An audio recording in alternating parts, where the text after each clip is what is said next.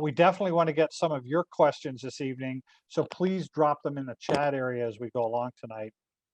Since running for the Senate and for president, Beto has focused on a number of grassroots efforts involving everything from political organization to registering people to vote, to registering them for the COVID-19 vaccine in El Paso and elsewhere in Texas. Before we start, it's appropriate that I disclose that Beto and his wife, Amy, are both financial supporters of El Paso Matters, and we appreciate their support. Beto, welcome, and thank you very much for joining us tonight. It's a pleasure to be with you. Thanks for having me. Great. I want to start by talking about voting, which is a topic that you and I have discussed many times over the years. You've repeatedly said that Texas isn't a red state or a blue state, it's a non-voting state. And that's certainly true here in El Paso, where only about 56% of registered voters cast ballots in the 2020 election, despite everything that's been happening on the border in recent years. So how do we get more Texans involved in the political process, and particularly Texans who live on the border with Mexico?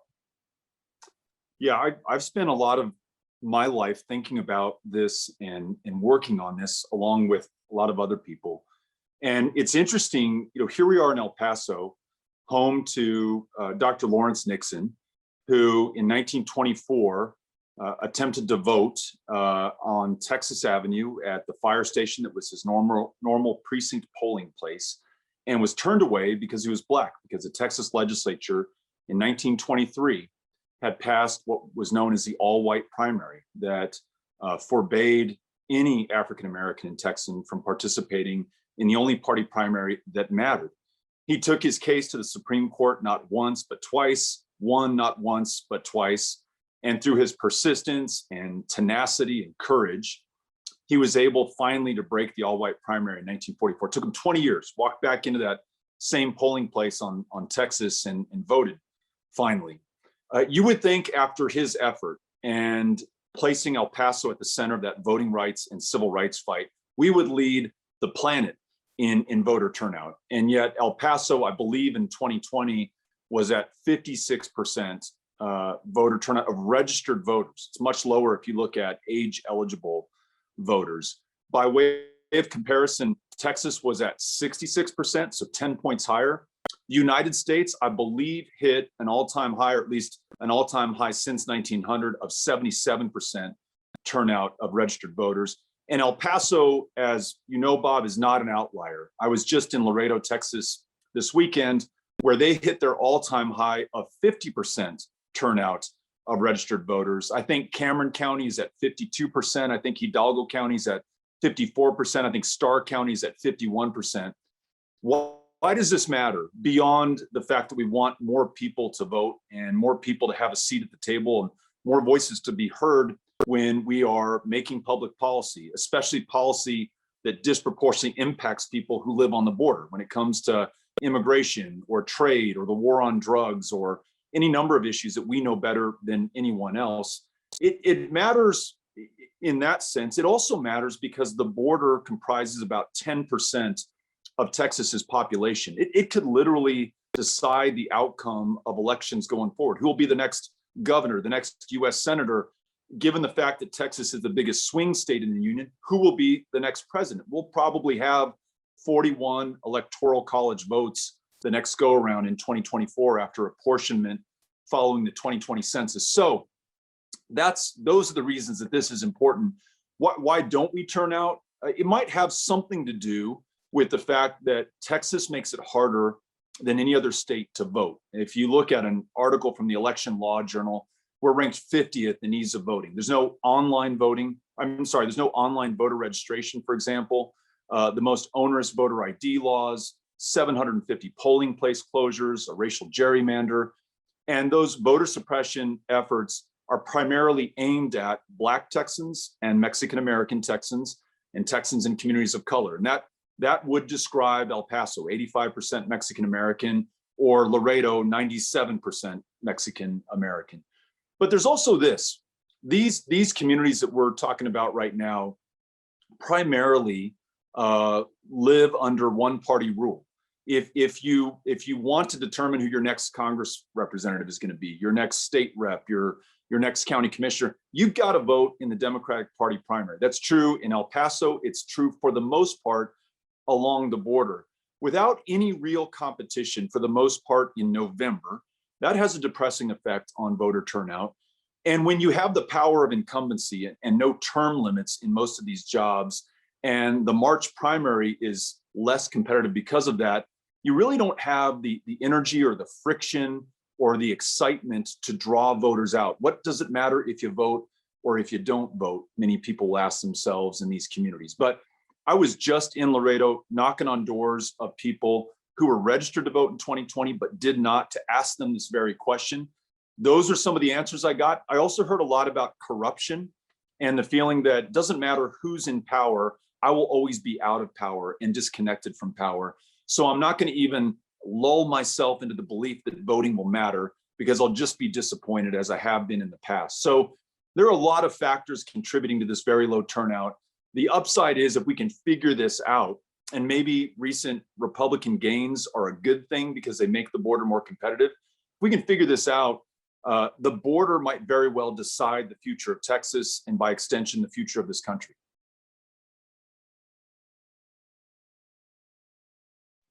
Picking up on that, the Texas legislature is looking at a bundle of bills that you and other critics say are meant to deter voting rather than expand it, as you've been advocating just now. This effort is an outgrowth of former President Trump's big lie that the 2020 election was stolen through fraud.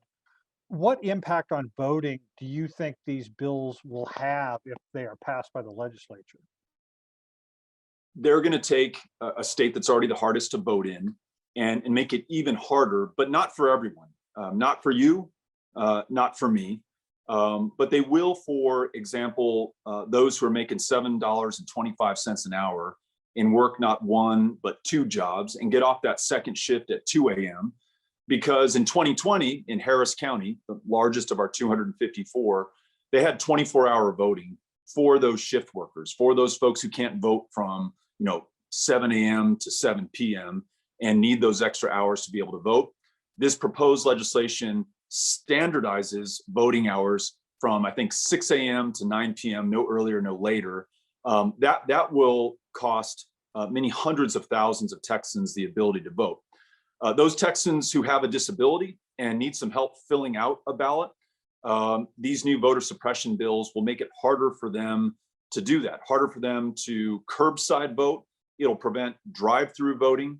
And the person who's helping them to fill out a ballot or to get to the polling place will be asked why they have to help that person. In other words, disclose perhaps private medical information about the person with the disability, whose word we took at face value before, but who's now going to have to prove something.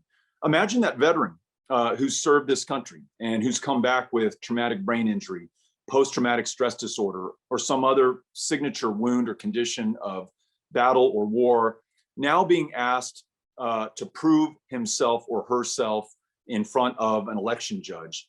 And then compound that by the fact that these bills will allow unfettered access to polling places for poll watchers.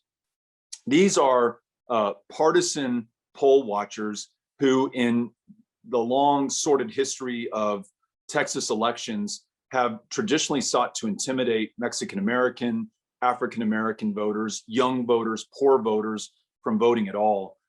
This bill will allow them to videotape these voters as they come in. And as we know from our history with the Klan in El Paso in the 1920s and beyond that, groups like the Ku Klux Klan would very often organize quote unquote poll watchers to be at polling places to try to stop those voters that they did not want to cast a ballot. That will be allowed going forward. And the last thing, there are 15 new criminal penalties or enhanced criminal penalties included in this election code. Ken Paxton, our twice indicted attorney general, who's awaiting trial in elections fraud, who's under separate FBI investigation because 7 of his top aides have accused him of bribery and other serious crimes, has stood up what he's called an election fraud unit. 72% of that election fraud unit's prosecutions have been against Black Texans and Mexican-American Texans, well out of proportion of their share of the general population. So we know exactly who these suppressive measures are targeted at, and it's why we've got to stop them. And the good news is there's still time to stop SB 7 on the Senate side and HB 6 on the House side. I want to talk next about the border. We already have a couple questions from some of our audience tonight from outside the border region, so I think this is particularly timely. There's obviously a renewed national and state focus on the border right now. What do you wish lawmakers at the federal and state level understood about the border? What do you wish they focused on in terms of policies and budget priorities when it comes to the border? So I mentioned I was in Laredo primarily over the weekend, understanding the voters in that community. I also took some time to go to a migrant shelter on the American side in Laredo called the Holding Institute. Similar mission in many ways to Annunciation House here in El Paso, or Casa del Migrante in Juarez. I had a chance to meet immigrants and asylum seekers who literally had just been dropped off by the Border Patrol the night before. And I talked to one family from El Salvador, young mother, her husband, and their young daughter, and asked them why they would make this journey. And they told us that they were threatened by gangs in San Salvador. Their very close friend was murdered. They were sent to their cell phone a video of their family as they were walking into their house. In other words, the message sent, "We know where you live. We're coming after you. Do what we ask you to do, or else." And they said, "We just hit the road." And I said, "Well, where are your possessions?" And they said, "You're looking at them. We have been wearing what you see on us right now for the last 3 weeks." I said, "Did you travel by foot? Did you take a train? Did you ride a bus?" And they said, "Yes, all three. But we're here, thank God. And this is the only country standing between us and death." And Bob, it makes me think of what would cause Amy and I to travel 2,000 miles by bus, train, and foot with our kids in tow. We wouldn't do it for kicks. It certainly wouldn't be fun. We'd do it if the only alternative, if that was the only alternative, if staying in El Paso meant, we might lose our lives or lose our child. So I wish lawmakers understood why people are making this journey. And they're not coming to take anything or to displace anybody. They're coming in large part because they have no other choice but to come to this country. And if we want to address this, it won't be here in El Paso or at Laredo or at the border with a wall or a Border Patrol agent or really anything else that we can do here. It will be addressing the underlying causes that would force someone to make this decision to leave. And so what are those? They stem from our involvement in Central America going back to the 1950s, really, when we planned and helped execute a coup against Jacob Arbenz Guzman in Guatemala. It's our involvement in the civil wars in Nicaragua and El Salvador. It's using Honduras as what many people called an aircraft carrier for our operations during the 70s and the 80s. It is our horrible immigration laws that make it really hard for families to unify and cause some parents to send for their children when they're here and unable to easily get back to their home country after working to earn money to provide for their families. It's climate change. 2 devastating storms over the last year hit Central America following a devastating drought. People literally cannot grow food to sustain themselves. They are going to starve if they stay there. It's instability in countries like Venezuela. So there are a lot of problems. None of them are easy. And that might explain why no administration has really prioritized them. Not the Obama administration, not the Trump administration, and so far, not the Biden administration. I was, happy to see that Secretary Blinken, our Secretary of State, traveled to South Korea, went to Japan, met his counterpart from China in Alaska. I sure wish that he had prioritized Central America and Mexico and traveled to those places first, because we're connected by land to these countries. We are facing the foreign policy challenges right now in real time. And this administration still has a chance to make this a priority. So address those underlying causes, rewrite our immigration laws, and then follow existing laws to accept asylum seekers and Title 42, which is a joke that essentially allows us, under the guise of protecting public health, to turn people away immediately, and causes a lot of harm and a lot of suffering and a lot of return crossing attempts, and have a sane, rational policy that is in the best traditions of this country of immigrants.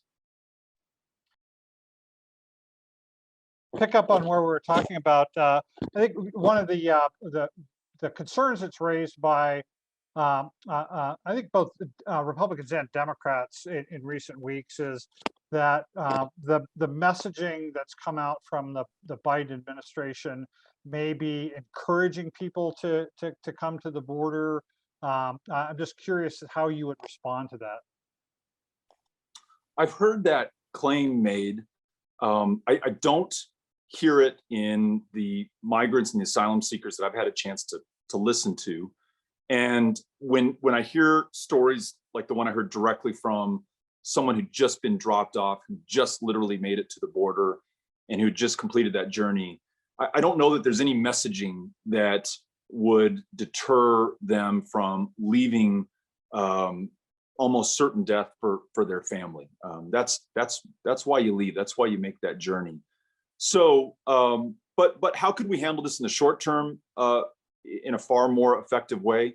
I mean, what if you convene not only those countries I mentioned in the Northern Triangle of Mexico, what if you got Canada and Argentina and other partners in the Western Hemisphere to come together and look at capacity in our countries and say, look, if we acknowledge that it is almost impossible for some of these people to stay in Venezuela, in El Salvador, in these other countries, and they have to leave, and we truly do have a humanitarian challenge, then what capacity can we all commit to? And just be honest up front instead of reacting to this stuff after the fact, or thinking that messaging is going to deter people or a wall is going to deter people. I mean, Trump had about the most obnoxiously deterrent language you could come up with. And 2019 saw one of the single greatest spikes in apprehensions since the George W. Bush administration.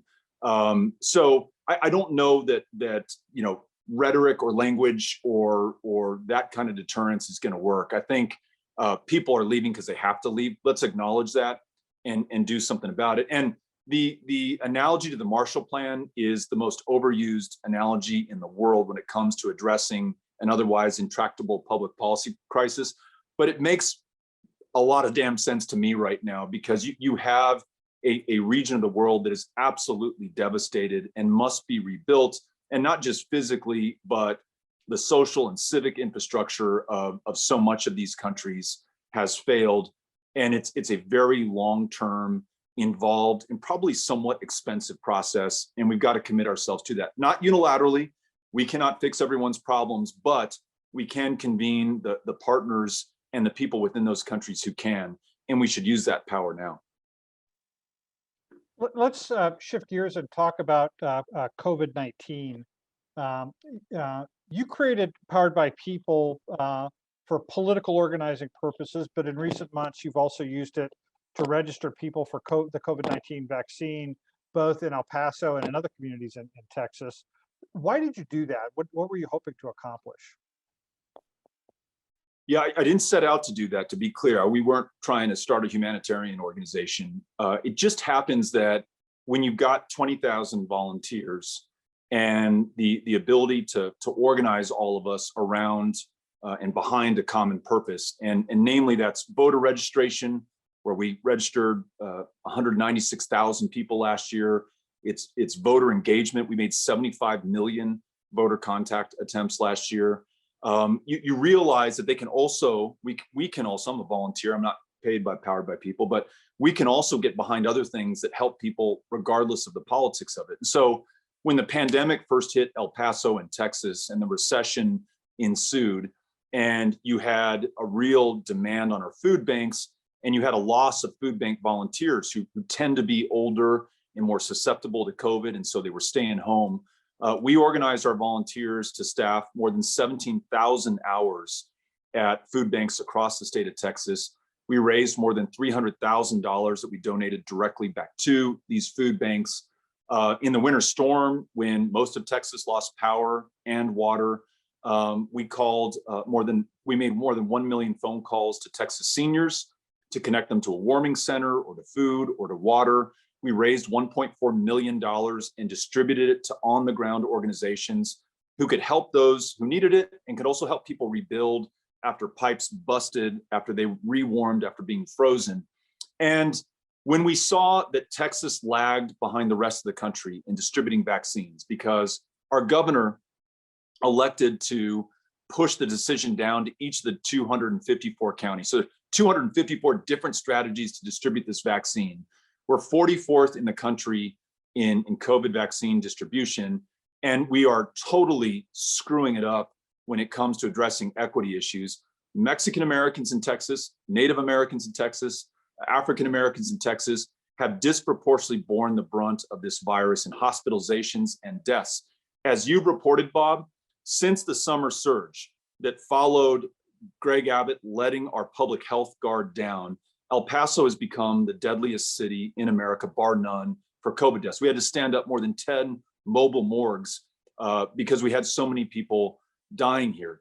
And yet these populations that I just described were last in line in terms of getting vaccinated. They were well under their share of the general population in terms of their share of vaccination. So, Powered by People once again organized to call and literally go into door to door the poorest zip codes in the state of Texas. I believe 79901, just south of where I am here in Sunset Heights, is, I believe, the poorest zip code by median household income in the state of Texas. So we were knocking on doors, and I went with my wife, Amy, and our 3 kids.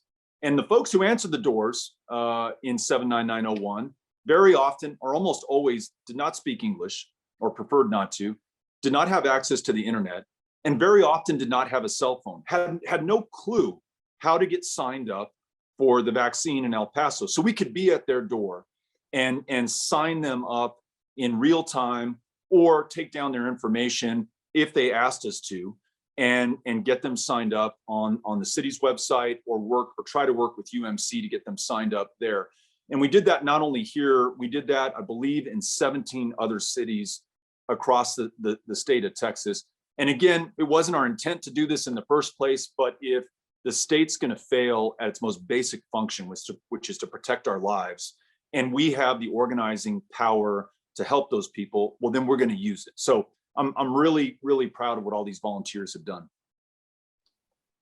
So yesterday, Attorney General Ken Paxton attacked Powered by People and by extension you, and he seemed to be alleging that your organization was gathering data on voters by offering them access to vaccination. So I wanted to give you a chance to talk about that accusation, and then also clarify what it is you have been doing as part of these efforts, including follow-up contacts with people about voting, if that was part of the plan. Yeah. So yeah, this is a surprise to me. Yesterday, we see on Twitter a very slickly produced video from the Office of the Texas Attorney General saying that, Powered by People and Beto O'Rourke are coming to get you, and that we're trading access to vaccines for something from the people who are needing to get vaccinated, which is not true. And so, my guess is that this guy who's awaiting trial on securities fraud and who's been accused by his top staffers of bribery and is under FBI investigation, who on the 6th of January helped to stir up the mob that ultimately stormed the Capitol and killed 5 people, including a Capitol police officer, and very nearly hung the Vice President of the United States and murdered members of Congress. This guy would rather you think about or talk about something else. And he has used his office, which, by the way, is our office. We pay for that office, and that's the office of the people of Texas. He's using that office to go after a perceived political enemy. That's me, and I think by extension, probably Powered by People. So I think that's where this is coming from. To the accusation he made that, you know, we are trying to help people to get vaccinated in exchange for something else, that is untrue. There's never been a follow-up call to say, hey, would you vote for somebody else, or would you do this other action? Because we've called no one beyond getting them their vaccine, or never knocked on that person's door again other than helping them to get their vaccine. That was the sole purpose. And we've kept, you know, we're not keeping the data. And I would venture, Bob, I don't know this for a fact because I didn't ask anybody. I would venture that many of the people whose doors I knocked on in 79901 are not eligible to vote in elections in El Paso. In fact, some people volunteered that to me. They said, you know, I'm a resident, I'm not a citizen. Can I still get vaccinated? Yes, you can get vaccinated. Be very happy to help you do that. So yeah, there's no gain for us other than knowing that we've helped people who have been on the front lines of COVID hospitalizations and deaths to get a COVID vaccine so that they don't end up hospitalized or dead. We're going to go to questions from the audience in just a couple of minutes. Remind everybody, if you have questions that you'd like to ask of Beto, feel free to drop them in the chat. I want to turn the conversation now to your future. And I've lost track of how many times you and I have talked about your political future in the last 5 years, but what the heck, let's do it again. You've said that you're considering a run for governor in 2020, but you haven't committed one way or the other. What are the factors that you're weighing in that decision, and when will you make that decision? I want to know how and where I can do the most good. I'm doing a lot of good right now. I'd like to think I'm doing a lot of good, and I'm only doing a lot of good because I'm with a lot of good people who are doing a lot of good, empowered by people. So I mentioned, you know, we talked about the vaccinations, the winter storm, the food banks, the registered voters, the voter contact work that we're doing. Bob, it's the first time since I think I've known you, going back to the early 2000s, that I have not been a candidate for office or an office holder. And it feels good, and it feels even better that I'm in El Paso.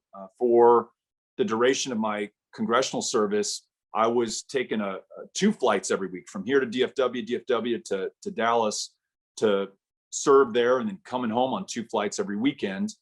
And then in the Texas Senate race, I was in the rest of Texas and not so much here at home. And then very briefly, you know, for as long as I was a candidate for the nomination in 2019, I was traveling across the country. So feels good to be at home, and it feels good to be a volunteer. As you know, I'm teaching at Texas State and at the LBJ school at UT right now. It feels good to be doing that. So, you know, is this where I do the most good? Could I do more good as a candidate if I were to prevail as a candidate and become the next governor of Texas? Could I be a good governor? Could I achieve for the people of this state and deliver in a way that Texans need? I mean, these are the questions I'm thinking through, and I hope it's what anybody who's ever contemplating running for public office is thinking through. But that's the long and short of it. You know, where can you do the most good? And then, you know, related to that, I feel like, and they may argue the point, but I feel like I'm doing some good now with my family in a way that I have not been able to do.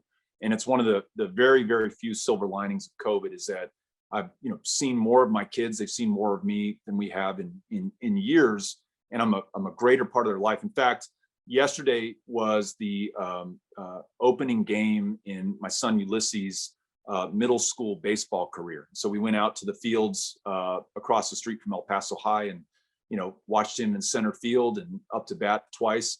I love that. So I mean, all these things are factors in the decision. You asked when I'd make a decision. My semesters end, you know, sometime in mid-May at the schools where I'm teaching, and so, you know, probably we'll have some time to really seriously think through this and listen to family and friends and those who've been with me in previous races, and then make a decision. And just so people see the calendar, the primary is less than a year away, and your decision may influence the decision of others. So, I mean, obviously you talk about the end of the semester. Are we maybe looking at early summer at the latest for a decision?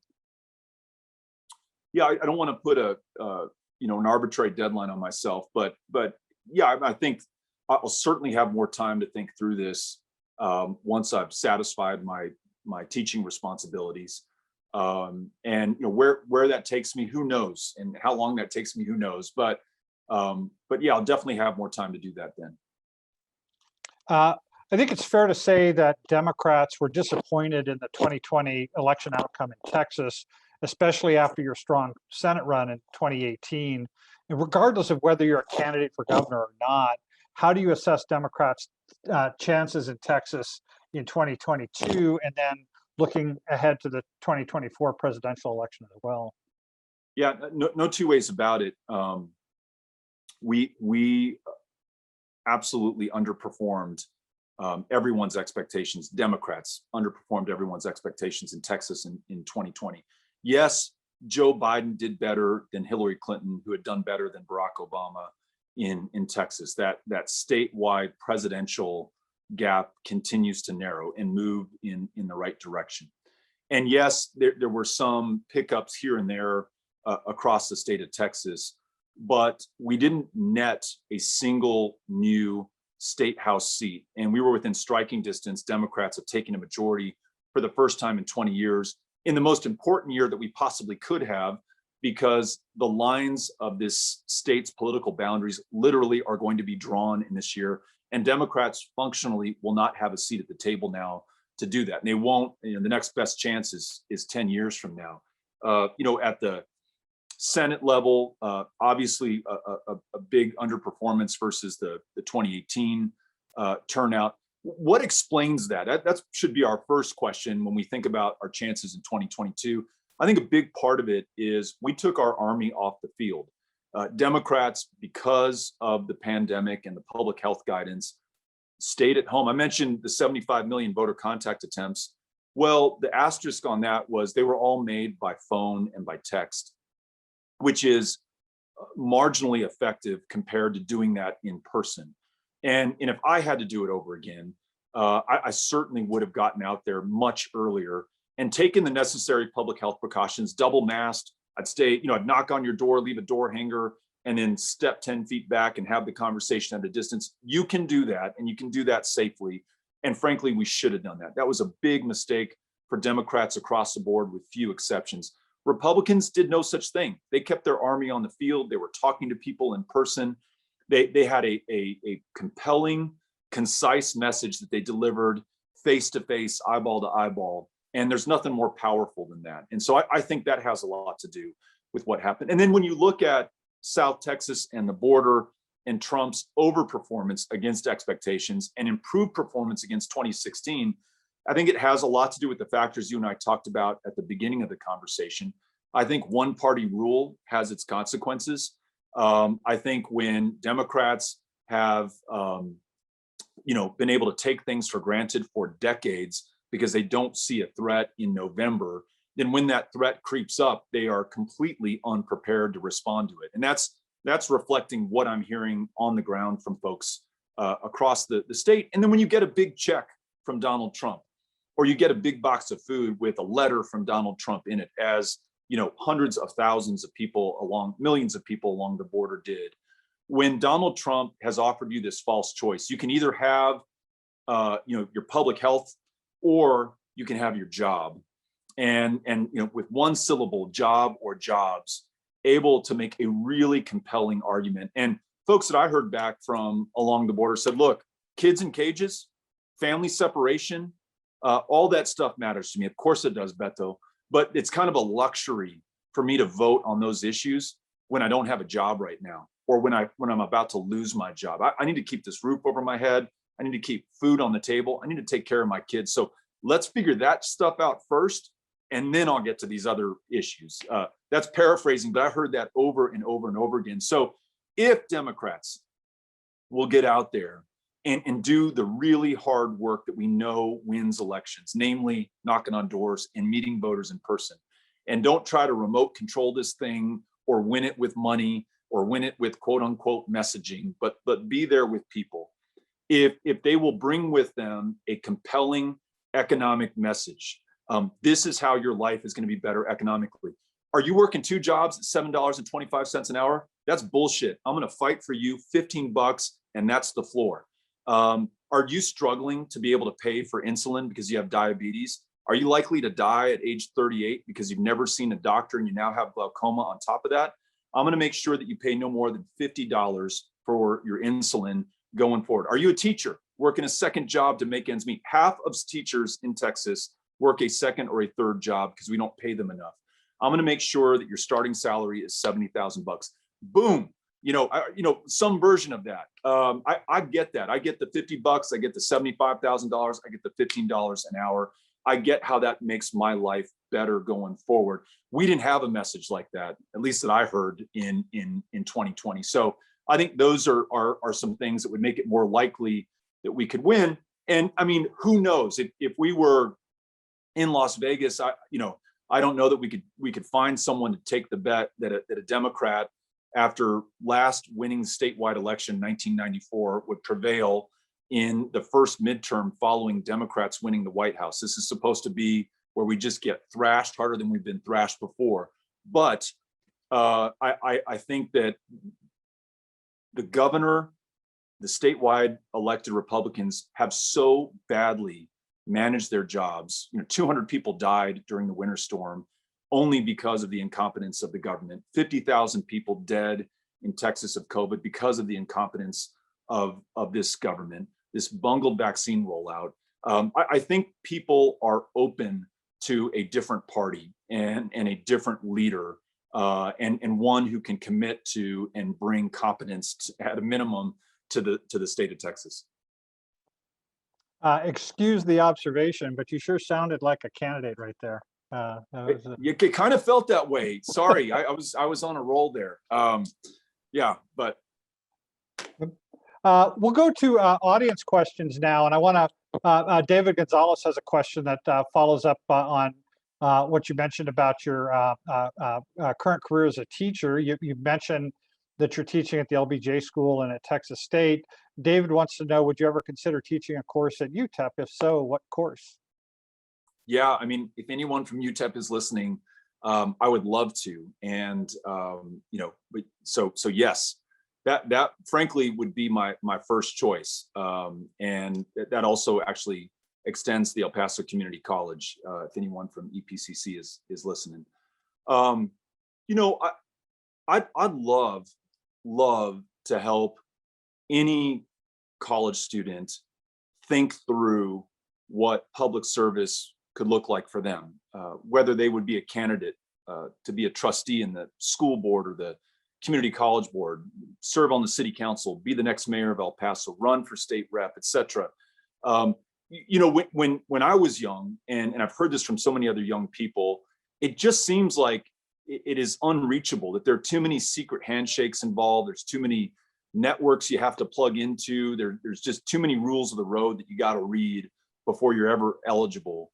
What I learned after I just jumped in 2005 and ran for city council is that that's not necessarily true, and that your initiative and willingness to get out there and meet voters and knock on doors, it's 90% of the success of a candidate and of a campaign. And I'd love to help more people make that decision to enter public service. And that service might extend to non-elected positions, to working for those who are in elected office, or running a campaign, or serving on a commission or an agency or a board. So Bob, I don't know what the class would be titled, but that's the outcome that I would want to measure afterwards. Did we help people to make informed decisions from the perspective of someone who could offer their experience on city council and Congress and running these races for Senate and the presidential nomination? So I'd love to do that. We only have a couple minutes left, so I hope to get through a couple of audience questions here. One comes from Renee and is tied to an event that happened today. The Texas House passed a bill today that would allow people to carry concealed weapons without a permit. And that's now going to the Senate. And Renee is asking, is there anything we can do to stop it? Yes, and any of these bills that you don't like, and there's a lot to choose from. We mentioned the voter suppression bills. There are bills trying to scare people about transgender girls playing on athletic teams. These are all solutions in search of a problem. In other words, we just don't have any real problems there. And this concealed carry deal where, or open carry, where you will no longer have to go through a meaningful background check or any kind of training or certification, which is a standard today in Texas, and which gives Texas an opportunity to lead the rest of the country, this proud gun-owning state, on the responsibilities and obligations of gun ownership. We lose that pride of place, and what we do is we make this a much more dangerous state. 4 of the worst mass shootings in United States history have taken place in Texas: Sutherland Springs, Santa Fe High School, Midland, Odessa, and of course in 2019, El Paso, Texas. We should learn both from our proud history of responsible gun ownership and from this really unfortunate, tragic history of gun violence. We should know better than to do this. In addition, y además, law enforcement, by and large, is against this for good reason. We should be listening to them on this. Check out this statistic. I believe last year, 6,000 license to carry applications were denied for a number of reasons. Those 6,000 people who were denied the ability to do this, we found some reason that they should not be able to carry a gun in public. If this becomes law, they will be carrying guns in public. So take whatever part of that you like or something else and reach out to your state legislator, your state senator, your state rep, and tell them how you feel. You'd be surprised how infrequently that happens and how meaningful it is once it does. And don't do the email. I'll tell you, they don't read the emails so much. Don't post something on Twitter. I don't know that they care. I mean, it doesn't hurt, but I don't know whether it's going to move anybody. But pick up that phone, and even better, if you can make your way to the Capitol, they really pay attention when you are there. So Renee, there's still time to stop this. And the last question we'll be able to get to tonight comes from Judy Ackerman, who I know you know well. And she says, Beto, among your many priorities, how important is ending gerrymandering in Texas? And what are you doing to make fair maps? So I briefly mentioned this phrase earlier, racial gerrymandering, and it's not mine. It's the phrase used by a 3-judge federal panel in 2017 to describe the congressional districts in Texas, because what they determined is that Black Texans, Mexican-American Texans, Texans in communities of color were purposefully drawn out of certain congressional districts to diminish the power and the impact and the likelihood that they would vote, to devastating effect. And you have not only this racial gerrymander, you have a system by which members of Congress are choosing their voters instead of voters choosing their members of Congress. So Judy, you're asking me, okay, I know it's a problem. What are we going to do about it? There is a bill pending in the United States Senate right now. It's actually Senate Bill 1, and it's the companion bill to House Bill 1 in the United States Congress, and it's called the For the People Act. And among a number of very positive pro-democracy provisions, like automatic voter registration, namely most importantly among them, you have independent, citizen-led, no politicians or parties allowed, redistricting commissions in each of our 50 states. It won't be perfect. I don't know you ever take bias in politics out of the equation, but it's a hell of a lot better than the system that we have today. And given the fact that Democrats lost these important state house races in 2020 and won't have a seat at the table for redistricting in this year, and probably won't have another chance until 2031, for those of us who will still be involved in politics at that point, our best hope to get fair maps is through the United States Congress. And the best hope for the United States Senate to pass this is to reform the rules of the filibuster, because there's a 60 vote threshold to get this sucker through right now, and we just won't meet that. So my hope is, and it's a narrow hope at this moment, that Manchin and Sinema and other holdouts will reconsider the impact that these voter suppression efforts and these gerrymandered districts are having on our democracy, and do the right thing, reform the filibuster, and pass the For the People Act. President Biden has announced he will sign that into law if it's passed. That's our best hope right now. Thank you very much. And that's going to bring us to the end of our time tonight. I want to thank Beto O'Rourke for taking an hour to share his thoughts with us. And I want to thank Bill Clark and Literary Bookshop for sponsoring tonight's event. Literary, for those of you who don't know, is at 5411 North Mesa over in Pepper Tree Square in El Paso's west side. And it's a really unique outlet for a lot of intellectual stimulation in El Paso. Please go to elpasomatters.org to see our unique in-depth reporting about our region. Our journalism is made possible by support from people like you, so please consider becoming a member of El Paso Matters. Michaela, who's our audience development director, is going to drop a link in the chat to our donation page, and also drop a link to our free newsletter subscription page. So feel free to sign up for our newsletter so you can stay in touch. We'll be announcing our next events in the newsletter, so definitely sign up to find out when that will be and who will be joining us. Our goal is to have these talks once a month, and eventually transition into in-person events when it's safe to do so. Thank you all for joining us this evening for a great conversation and some surprising Zoom bomb guests. Apologize again for that, but as somebody said in the chat, you've made it when you got Zoom bombed. So thank you all and have a wonderful night. Thanks, Bob. Good night.